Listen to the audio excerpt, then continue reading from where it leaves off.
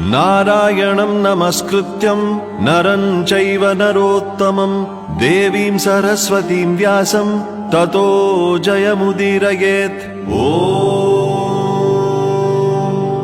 अथ सकल सौभाग्यदायक श्री विष्णु सहस्रनाम स्तोत्रम्।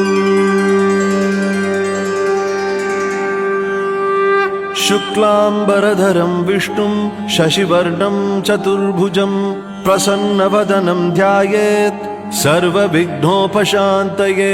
यस्य द्विरदवक्त्राद्यः पारिषद्यः परशतं विघ्नं निघ्नन्ति सततं विश्वक्सेनं तमाश्रये। व्यासं वसिष्ठनप्तारं शक्तेः पौत्रमकल्मषं पराशरात्मजं वन्दे शुकतातं तपो